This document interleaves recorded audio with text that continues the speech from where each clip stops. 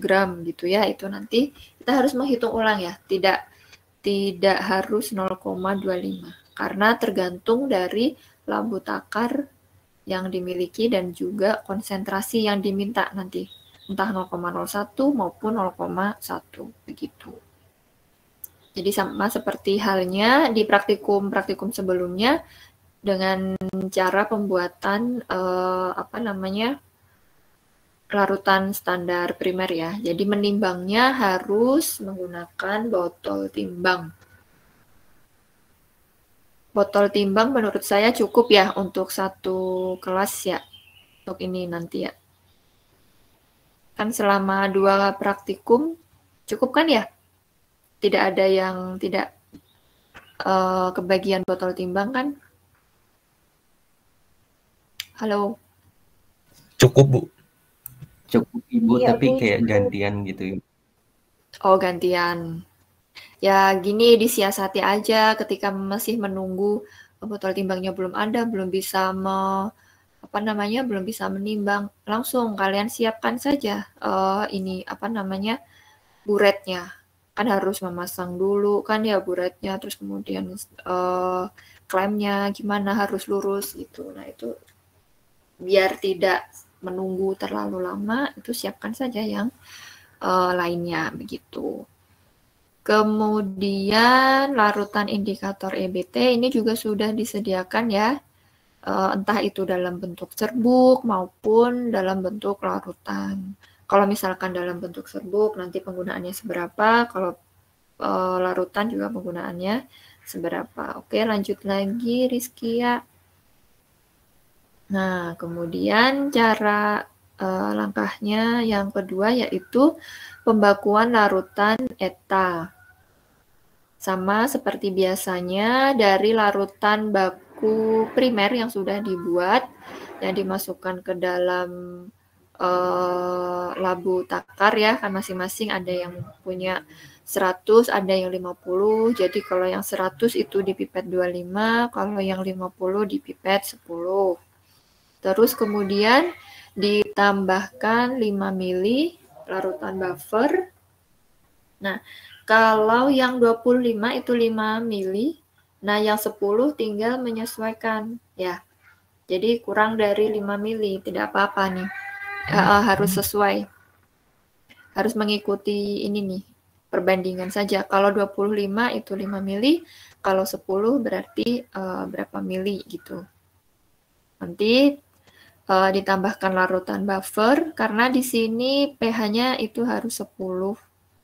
Jadi harus ada pengaturan pH, oleh karena itu ditambahkan larutan buffer ya. Jadi reaksinya itu tidak berjalan di pH netral, melainkan di pH basa atau pH 10.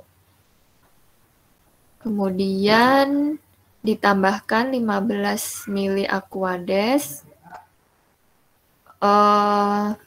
Ya sama, untuk yang 10 mili bisa perbandingan saja, kalau 25 itu 15, jadi kalau 10 itu berapa mili gitu ya. Terus kemudian kan ini sudah dimasukkan ke Erlenmeyer. Erlenmeyer-nya juga beda-beda ya, ada yang 250, ada yang 100 gitu ya. Jadi makanya disesuaikan aja perbandingan. Terus ditambah indikator EBT 3 tetes cukup sama yang 10 maupun yang 25 mili. Nah, larutan akan berwarna merah anggur. Terus kemudian langsung dititrasi dengan ETA. Titrasi dihentikan jika sudah terjadi perubahan warna dari merah anggur itu menjadi warna biru. Ya. Jadi nanti warna merah anggur sampai warna biru. Kalau misalkan kalian ragu nih, Bu, di volume sekian sepertinya udah berubah warna nih, udah biru. Nggak apa-apa, dicatat saja berapa volumenya. Nah, kalau misalkan masih ragu, ini kayaknya belum biru deh, tapi udah sedikit biru. Lanjutkan lagi titrasinya, tidak apa-apa. Nah, ketika nanti sudah warnanya biru, baru dicatat lagi. Nah, yang digunakan itu adalah data yang terakhir, atau yang kalian misalkan nanti sudah warna biru tapi ketika dititrasi lagi itu tuh warnanya tidak berubah, ya berarti gunakan data yang pertama gitu ya. Jadi pokoknya setiap kali perubahan warna dicatat, itu saja kuncinya supaya tidak ragu-ragu. Titrasi dilakukan minimal 2 kali karena untuk melihat kedekatan data ya.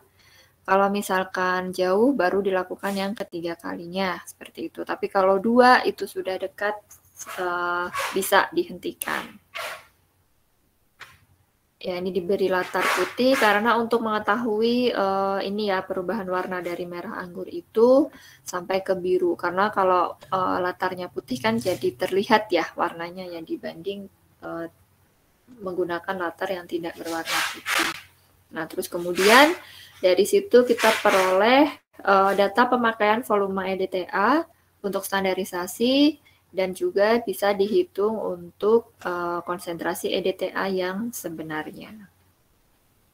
Ya, dari sini sampai sini ada yang mau ditanyakan untuk standarisasi?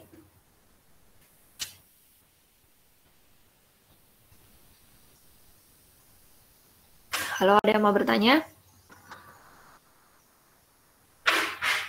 Cukup? Cukup, Bu. Cukup, Bu. Ya, boleh dilanjutkan lagi, Rizky ya. Nah, kemudian ada titrasi penetapan kadar Ca2+ dari sampel CaCl2. Nah, ini kita untuk sampel itu nanti tergantung di lab ya yang disediakan. Apakah dua-duanya itu harus kita lakukan atau hanya salah satu, karena tergantung ketersediaan sampel di lab. Nah, kalau misalkan di sini ada sampel CaCl2, kita diminta untuk menentukan kadar Ca2+-nya. Nah, nih caranya nanti sampel dipipet saja sesuai dengan pipet yang ada, bisa 25 atau 10. Terus kemudian dimasukkan ke dalam Erlenmeyer dan ditambahkan 3 mili buffer pH 10. Nah, ini semuanya sama aja ya, 3 mili ya. Kalau tadi yang standarisasi itu perbandingan, tapi kalau ini sama. Jadi untuk yang 25 maupun yang 10 itu penambahan buffernya 3 mili. Terus kemudian ditambah Aquades 15 mili sama. Dan ditambahkan EBT 3 tetes.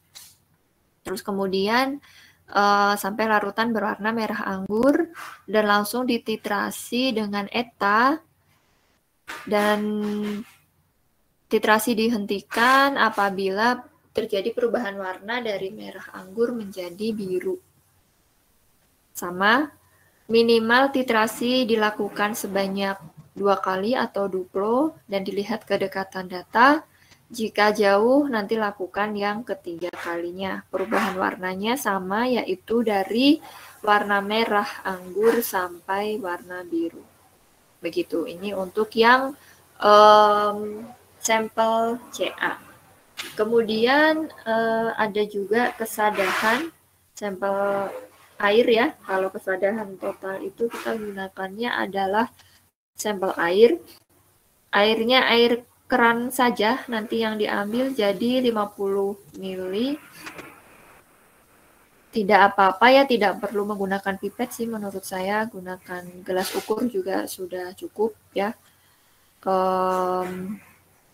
Kalau ini sama ya, tergantung dengan buretnya. Kalau buretnya 50 ya diambil saja 50 mili, kalau buretnya 25 diambil 25, gitu aja ya. Nah, kemudian dimasukkan ke dalam Erlenmeyer, ditambahkan buffer pH 10 sebanyak 3 mili sama, maupun yang 50, baik yang 50 maupun yang 25. Terus kemudian ditambahkan indikator EBT. Titrasi dilakukan dari warna merah anggur menjadi biru langit dan minimal sebanyak 2 kali. Dilihat kedekatan data sama. Terus kemudian dari hasil pemakaian ini kita bisa menghitung kesadahan total yang dinyatakan dalam ppm CaCO3. Nah, kemudian data pengamatannya, jangan lupa nanti di jurnal ditulisnya sampai data pengamatan, dan pengamatan di laboratorium itu langsung ditulisnya di jurnal ya, tidak di kertas. Kalau di kertas kan ada kemungkinan hilang atau terselip gimana gitu ya. Jadi harus ditulis di jurnal. Oke, lanjut Rizky ya. Nah, jadi nanti di data pengamatan berat dari CaCO3 itu berapa gram ditulis, terus kemudian MR CaCO3 sudah ada, volume lampu ukur yang dimiliki berapa, dan volume pipet. Ini sama untuk tabelnya dari titrasi pertama, kedua, dan juga ketiga. Sama ya, jadi nanti ketika laporan itu semua data dimasukkan, semua pengamatan yang dirata-ratakan hanya yang nilai terdekat saja, 2 nilai terdekat. Oke, lanjut Rizky ya. Nah, reaksinya yaitu adalah ini Ca2+ ditambah Na2-EDTA, terus kemudian menjadi Ca2-EDTA plus 2Na+. Nah, untuk perhitungannya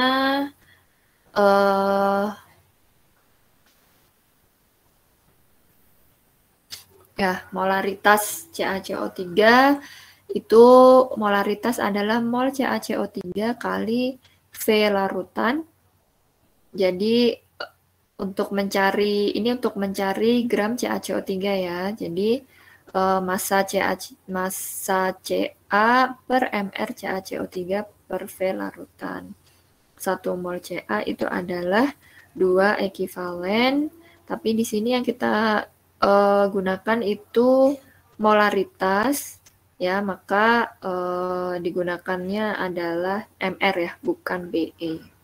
Jadi tidak berpengaruh nih. Terus kemudian nanti didapatkan hasil berapa gram CaCO3 yang ditimbang. Nah, terus nanti dari gram CaCO3 yang ditimbang dihitung lagi. Kan ada mungkin yang penimbangannya disesuaikan saja ya, misalkan hasilnya itu tidak bulat, tidak tepat gitu, ya nggak apa-apa, ditulis aja gitu. Tidak perlu harus sesuai supaya hasilnya 0,1 itu tidak harus seperti itu, atau hasilnya harus 0,01 enggak.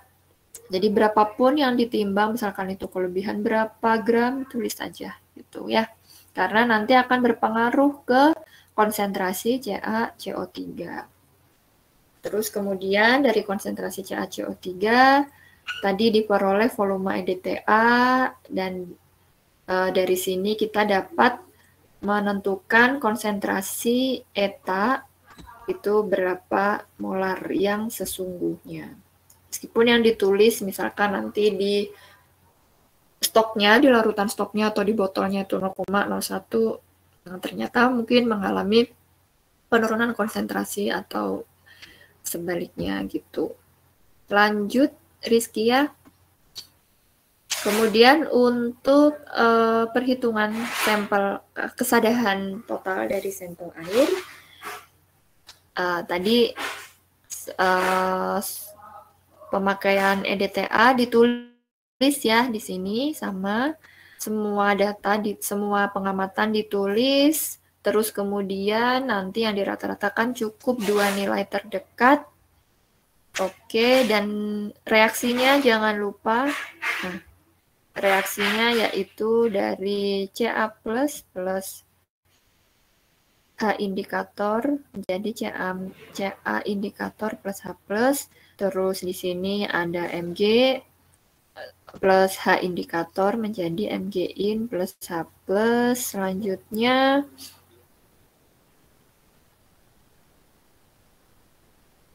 terus kemudian ada Ca2 plus H2Y, ini tuh menandakan etanya ya. terus kemudian menjadi CaY2- plus H plus, Mg sama terus Mg in warna merah anggur, terus kemudian yang dititrasi dengan EDTA menjadi H in warna biru plus H plus Mg Y2-. Nah, untuk perhitungannya, karena tadi diperoleh ya volume EDTA, volume rata-rata yang dua data yang terdekat, dikalikan dengan molaritas EDTA yang sebenarnya, terus kemudian dikali dengan MrCaCO3. MR ya ini ya, bukan BE. Beda ya, MR dan BE beda. Nah, terus didapatkan miligram CaCO3, terus kemudian dihitung kesadahan totalnya, yaitu miligram CaCO3 per volume sampel. Karena kan tadi volume sampelnya yang beratnya 50 itu 50 mili, yang beratnya 25 itu 25. Nah, itu nanti tergantung volume sampelnya berapa. Volume sampelnya nih jangan lupa dijadikan liter. Jadi kalau tadi mililiter harus dijadikan liter terlebih dahulu. Nah, nanti diperoleh ppm dari CaCO3. Oke, lanjut Rizkia. Nah, terus kemudian di sini kesadahan tetap. Nah, padahal di apa namanya?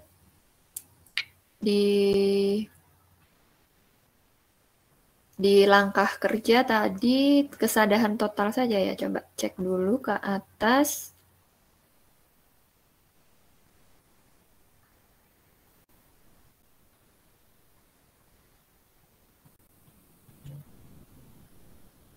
Kesadahan total. Oke, ini bagaimana Bu Dewi ini? Ada pengamatan untuk kesadahan tetap, tapi untuk di langkah kerjanya hanya kesadahan total. Bagaimana Bu Dewi? Sementara ini sih di cara kerja kesadahan total ya? Iya Ibu, kesadahan total. Kita kesadahan total oh saja. Ya baik Bu, kesadahan total saja ya Bu ya berarti ya. Ya. Ya oke, jadi untuk kesadahan tetap tabelnya tidak perlu dibuat, hanya sampai ke kesadahan total saja.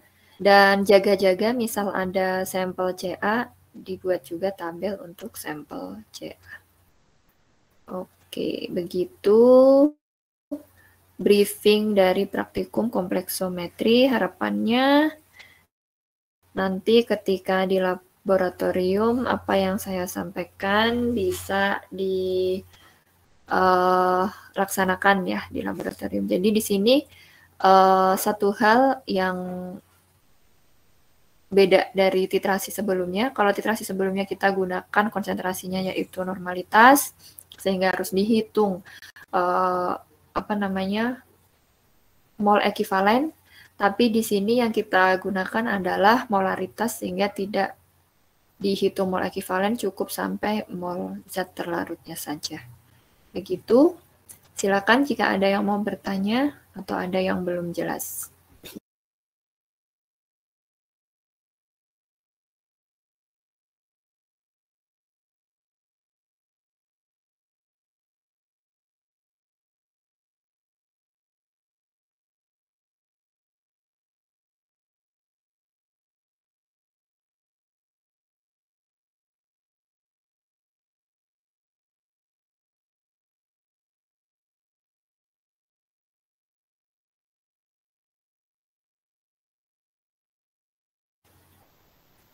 Halo, semuanya masih di depan layar?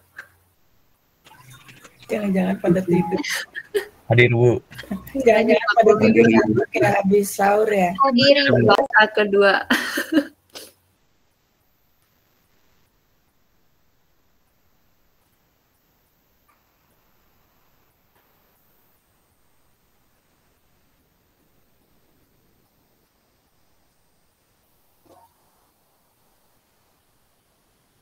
Oke, kalau semuanya sudah paham, berarti kita lihat saja ya Bu Dewi ya minggu depan bagaimana pekerjaan di laboratoriumnya. Semoga lebih baik dari yang sebelum-sebelumnya. Ya, sekian briefing kompleksometri dari saya. Saya serahkan kepada Bu Dewi yang akan memberikan briefing argentometri. Mangga Ibu. Terima kasih Rizkia, boleh di stop. Terima kasih Bu Retno, terima kasih Rizkia juga. Rizkia juga nanti mau diminta bantuan sama saya ya. Argentometri ya.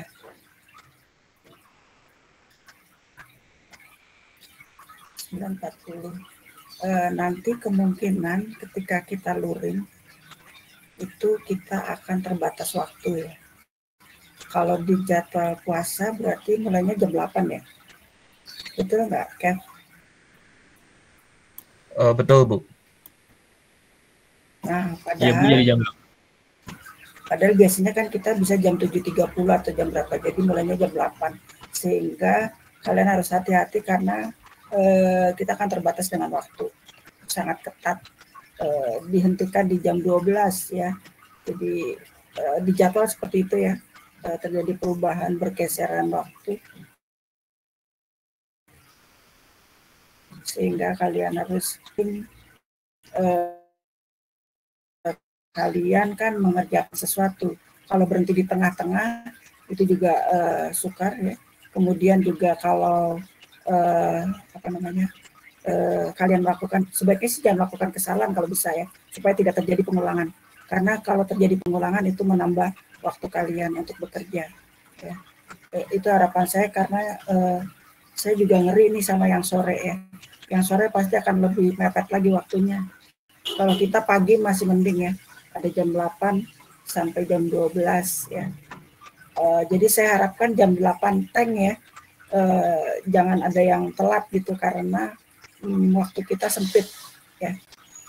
Sebentar sebelum dimulai saya juga seperti Bu Retno nih pengen tahu masih on nggak nih?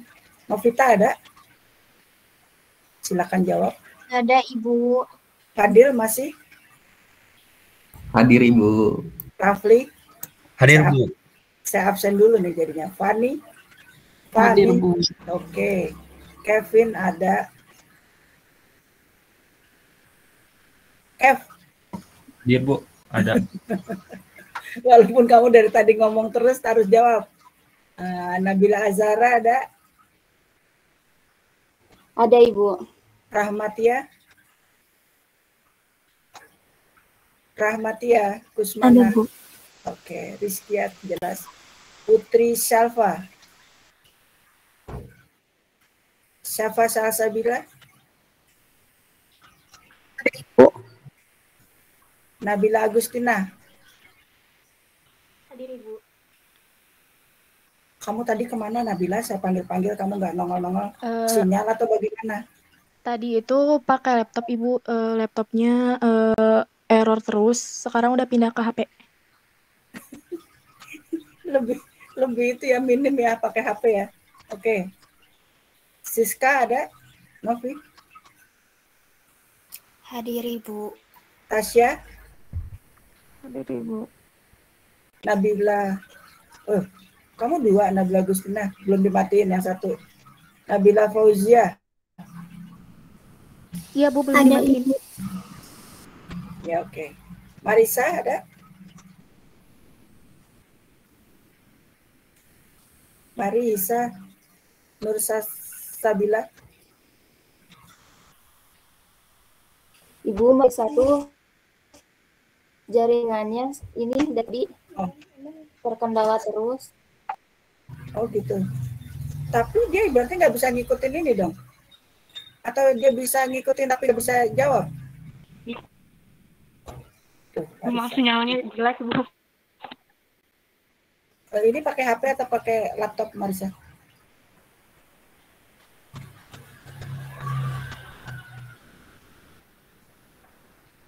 Oke, Marisa hilang lagi. Pakai Nabila- HP Ibu cuman sinyalnya lagi jelek. Oke. Tapi kan masih bisa ngikutin ya. Nabila Putri, Hadir Bu. Ulfi, Hadir Ibu. Oke, makasih. Berarti masih ada ya, belum tidur.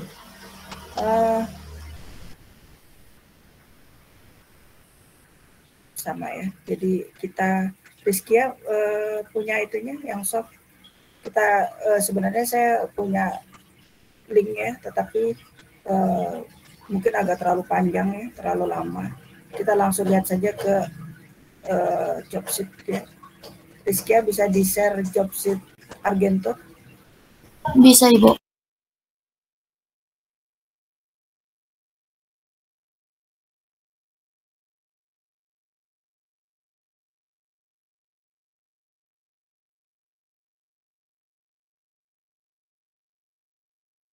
Baik, ini sudah ada share ya, bisa sebenarnya kalian masing-masing juga bisa pegang job sheet masing-masing ya.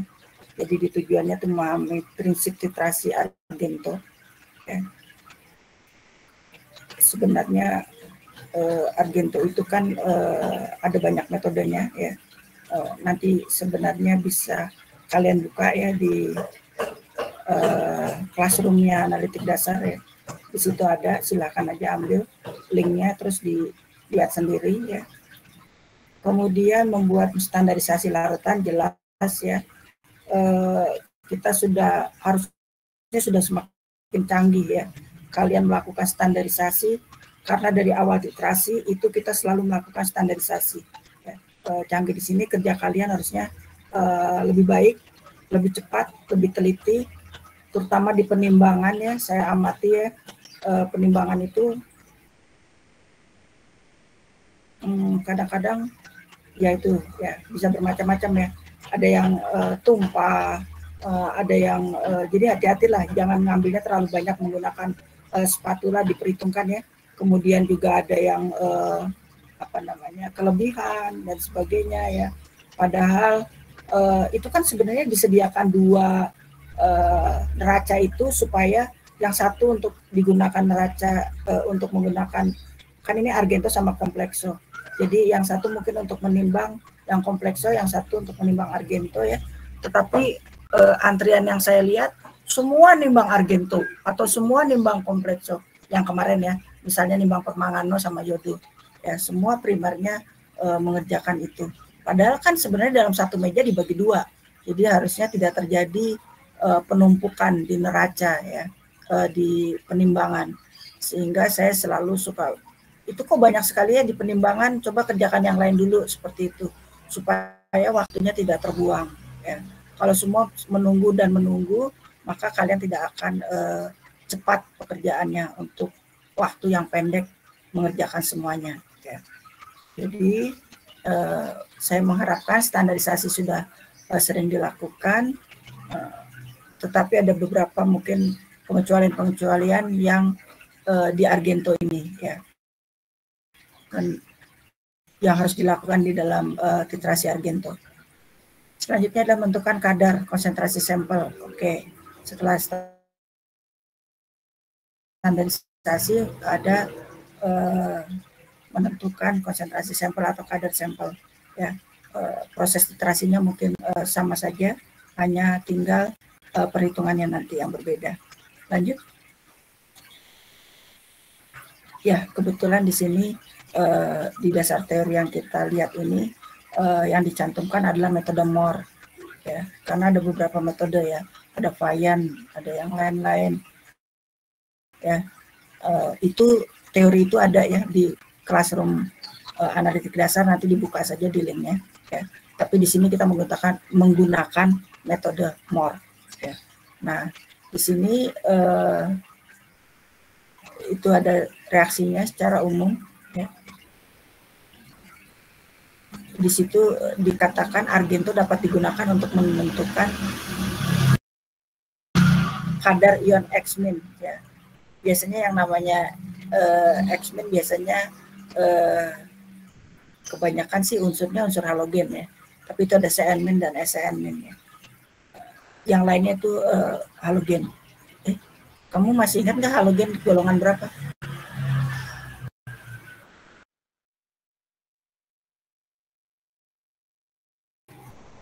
Halogen ada di golongan berapa? Ya betul, Rafli. 7A ya. 7A. sebagai orang kimia itu masih harus ingat ya sistem periodik ya. Kalau saya menyatakan misalnya alkali tanah gitu, itu golongan berapa? Ya, dan misalnya ada golongan alkali tanah dan sebagainya ya. Itu kan beberapa golongan yang populer ya, misalnya gas mulia gitu. Kalian sudah tahu itu golongan berapa, seperti itu ya. Nah, kembali lagi ke sini bahwa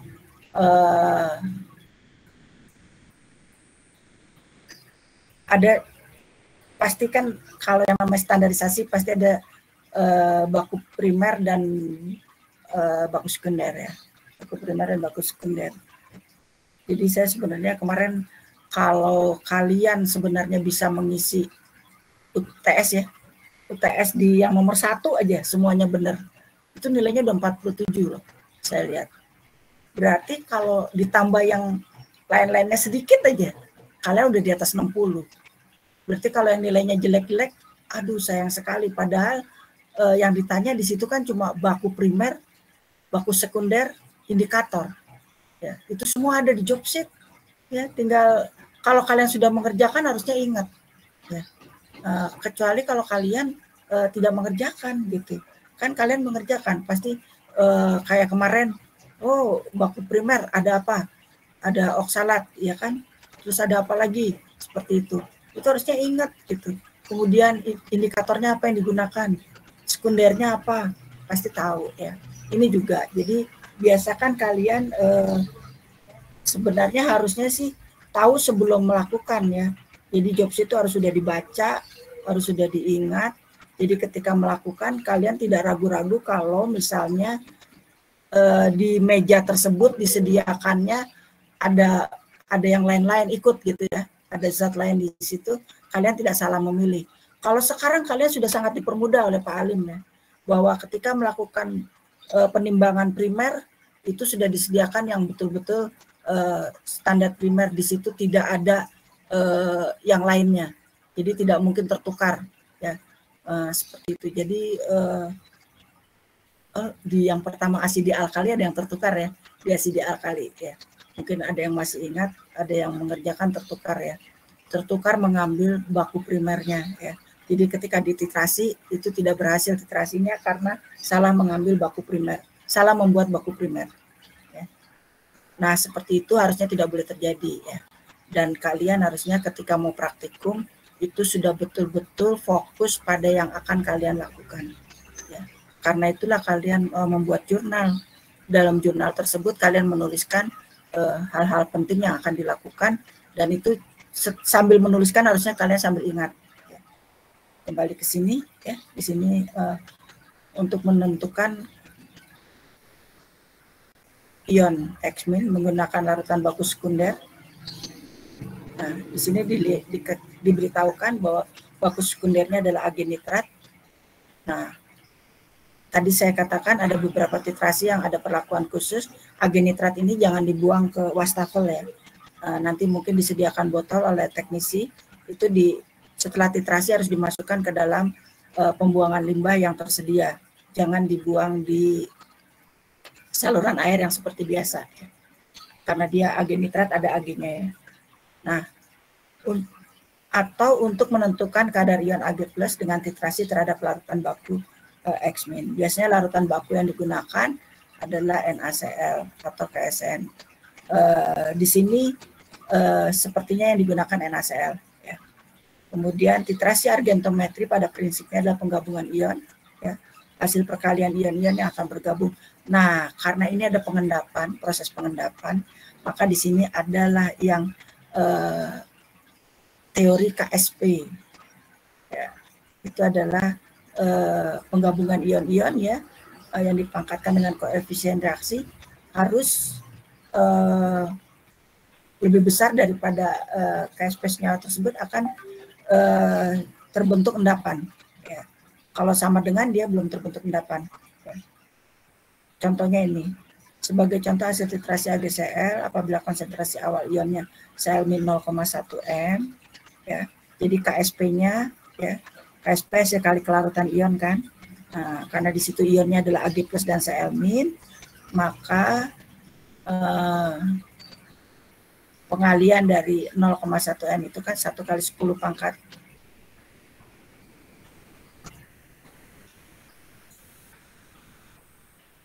Berapa? 10 pangkat min 1 ya. Untuk yang ini yang apa yang di larutan awal ya. Tetapi KSP-nya itu adalah 1,1 kali 10 pangkat min 10. KSP itu biasanya sudah ada ya. Lanjut turunkan Rizky ya. Nah, kalau nanti hasil kalinya adalah lebih besar daripada KSP, maka dia terbentuk endapan.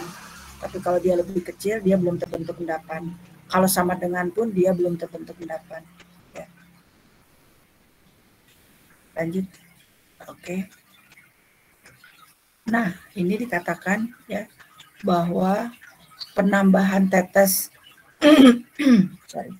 penambahan tetes pertama larutan baku AgNO3 ya, endapan langsung terbentuk ya.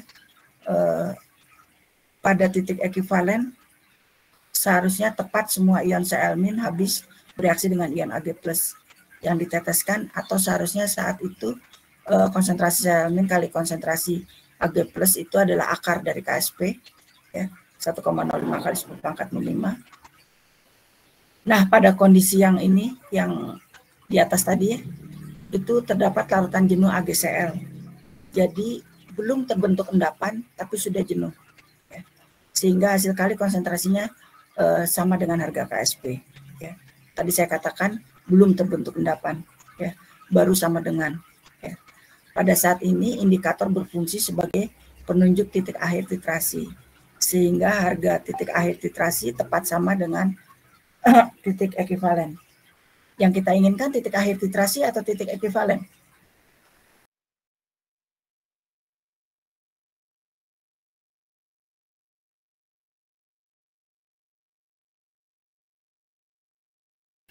Ada banyak Nabila, silahkan.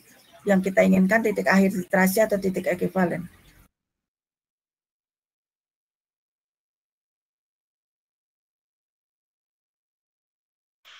Titik ekuivalen mungkin. Betul, titik ekuivalen. Karena itu titik akhir titrasi itu diusahakan tidak terlalu jauh dengan titik ekuivalen. Karena yang kita inginkan adalah titik ekuivalen. Banyak metode dipergunakan ya. Nah, di situ dikatakan ya, campuran larutan baku ya, ini akan menghasilkan endapan berwarna merah coklat ya, atau merah bata ya. Agak turun Rizky ya. Dengan persamaan reaksi sebagai berikut ya. Nah, penggunaan K2CrO4 harus dalam konsentrasi kecil. Karena pada konsentrasi lebih dari 10 pangkat min 2 M, maka warnanya akan cukup kuat, warna dari K2CrO4. Sehingga nanti akan mengganggu pengamatan pembentukan endapan yang terjadi. Karena tadi saya sudah katakan di awalnya, kita kebetulan menggunakan MOR. Ya, nanti bisa dilihat juga ya dalam penggunaan MOR. Kondisi titrasi yang sesuai yaitu suasana netral atau sedikit basah. Nah, kalau tadi komplekso harus basah, ya makanya ditambahkan buffer. Kalau ini netral, ya atau sedikit basah. Biasanya untuk menetralkan, kalau memang dia belum netral, ditambahkan MgO, ya. Tapi biasanya sih sudah netral. Ya. Pengaturan pH diperlukan karena ini, ya, kalau pH terlalu tinggi yang terjadi seperti itu, terbentuknya AgOH. Kalau pH terlalu rendah, maka terbentuk ion Cr2O7 2-. Ya. Padahal mungkin tidak diinginkan. Lanjut.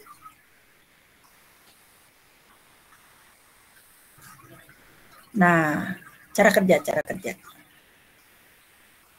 Baik, walaupun kita nanti menggunakan standar primernya adalah NaCl, tapi NaCl di sini adalah NaCl PA ya, murni ya.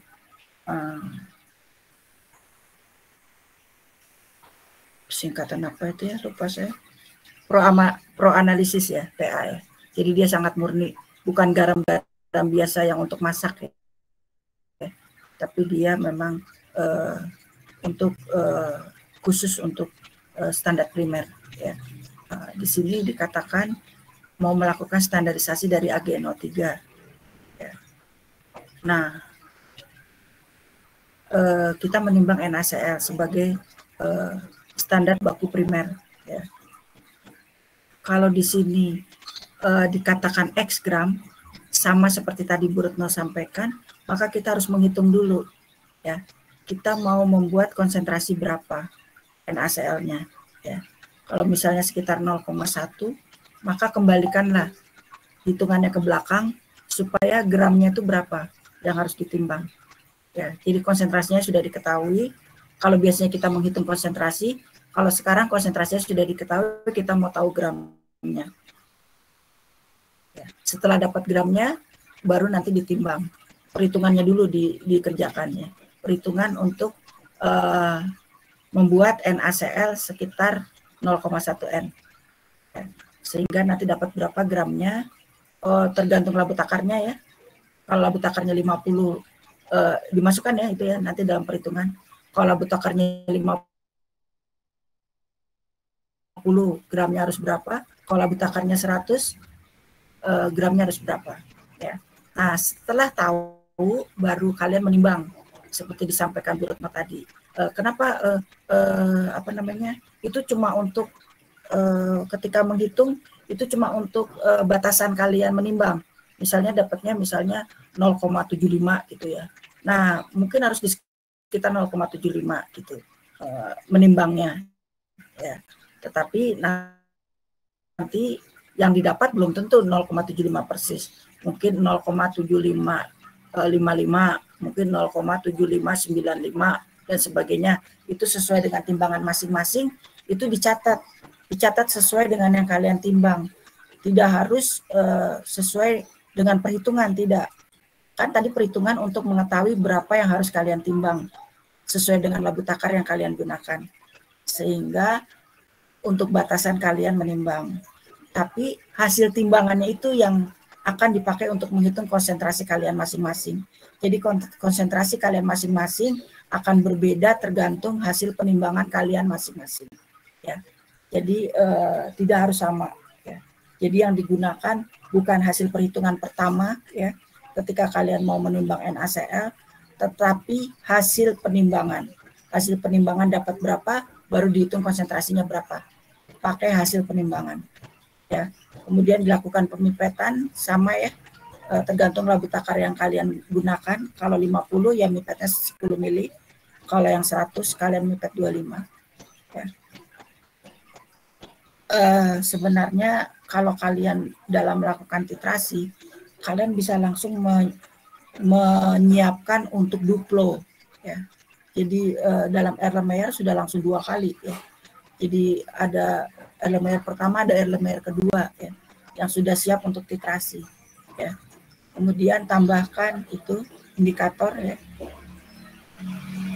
Kemudian dititrasi dengan larutan perubahan warna endapan dari putih menjadi merah bata. Setahu saya AgNO3 itu sangat sensitif terhadap cahaya ya Bu Retno. Kalau ini sensitif terhadap cahaya berarti hampir mirip dengan KMNO4 ya.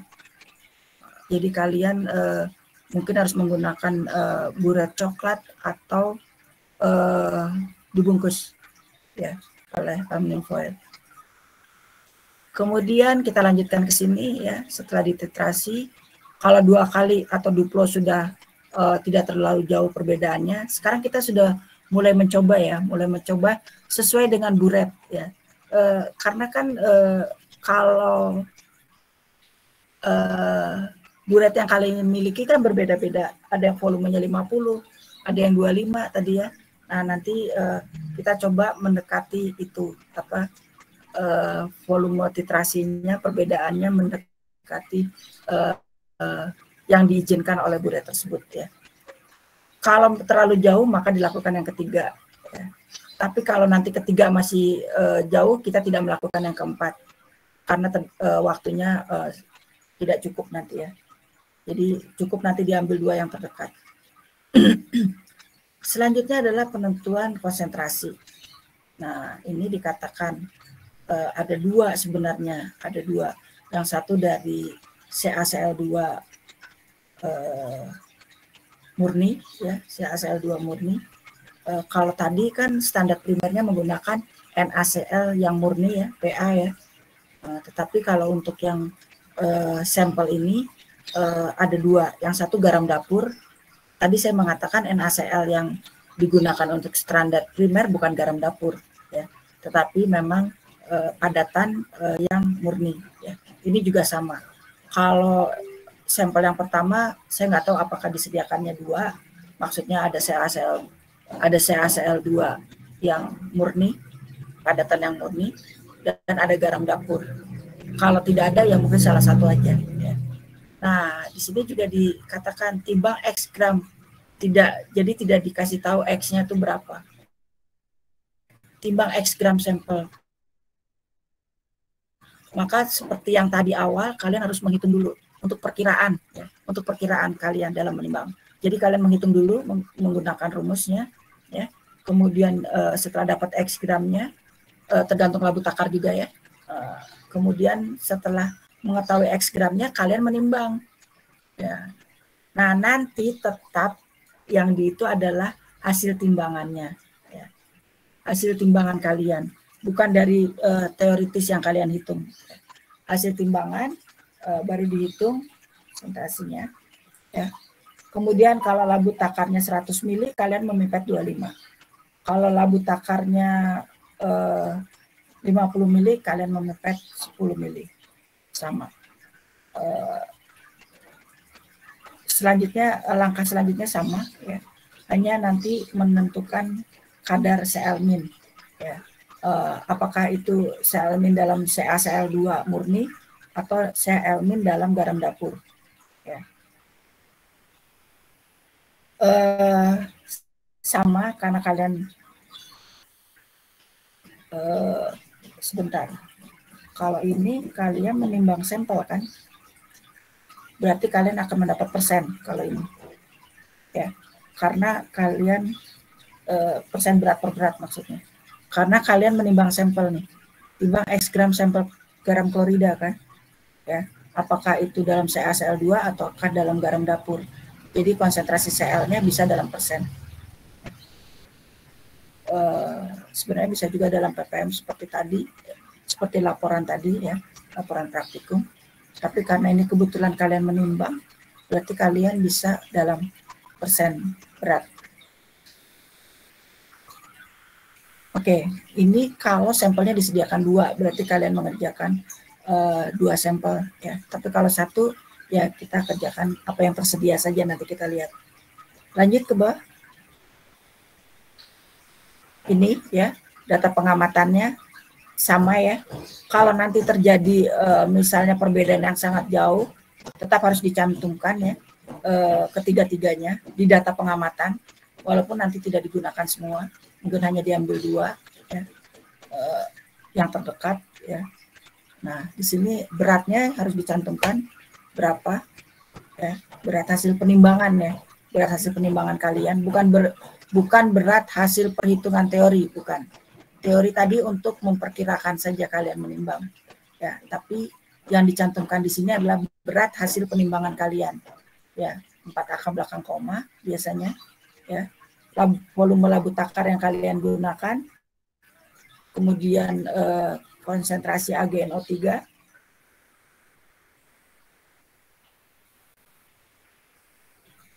konsentrasi AgNO3 itu harus dihitung dulu ya, kan standarisasi ya. Volume yang dipipet ya, volume yang dipipet tergantung pipet volume yang kalian miliki ya. Nah, kemudian baru datanya dimasukkan, volume AgNO3 akhir kurangi volume AgNO3 awal ya.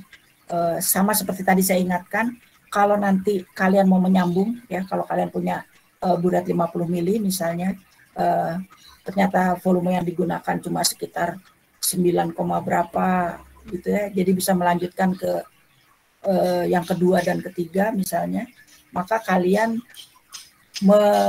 menempatkan ya, tadi misalnya 9,7 turunkanlah dulu ke skala yang mudah diamati ya, misalnya ke angka 10 atau ke yang lainnya ya, tetapi tidak dimulai dari 9,7 misalnya titik akhir titrasinya 9,7, maka untuk titrasi yang kedua kalian tidak memulai dari 9,7 tapi diturunkan ke skala terdekat ya, seperti itu. Misalnya nanti yang ketiga juga sama ya. Kecuali kalau burat kalian tidak cukup untuk melanjutkan titrasi, berarti kalian harus mengenolkan kembali ya. Silakan turunkan lagi Rizky ya. Nah, untuk penetapan kadar ya, ini sama baik dalam garam dapur maupun dalam CaCl2 murni ya. Itu volume sampel yang dipipet berapa ya. Kemudian titrasinya berapa, kemudian nanti ada perhitungannya di bawah mungkin ya. Akhirnya nanti sampai persen. Lanjut ke bawah. Ini perhitungan untuk standarisasi larutan AgNO3 ya. Tadi kan di data pengamatan ada penulisan konsentrasi AgNO3 yang dicantumkan mungkin sekitar plus minus karena belum distandarisasi ya. Tapi nanti setelah standarisasi kalian akan dapat konsentrasi AgNO3 yang sesungguhnya hasil standarisasi ya. Itu yang nanti digunakan ya. Oke, nah nanti perhitungannya seperti ini, dapat konsentrasi AgNO3.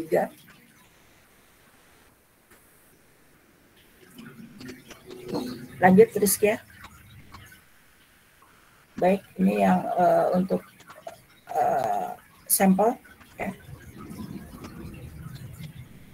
Seperti saya katakan tadi, karena kalian menimbang sendiri ya, larutan sampelnya tidak dibuatkan oleh teknisi, sehingga kalian bisa menghitung persen Cl- dalam sampel yang kalian timbang ya. Tentu akan berbeda-beda sesuai dengan hasil penimbangan sampel kalian ya. Jadi prosesnya sama, titrasinya, tapi perhitungannya ini kebetulan karena kalian menimbang sampelnya sehingga kalian bisa menghitung persennya. Tapi nanti kita lihat juga apakah betul disediakan padatan ataukah kalian disediakan larutan. Ya. Baik. Ada pertanyaan. Jadi itu yang saya ingatkan adalah AgNO3 jangan dibuang ke saluran air. Ya, harus disimpan ke tempat penampungan. Semua ya, hasil titrasi sudah selesai, maka dimasukkan ke dalam tempat penampungan untuk buangan AgNO3. Ya.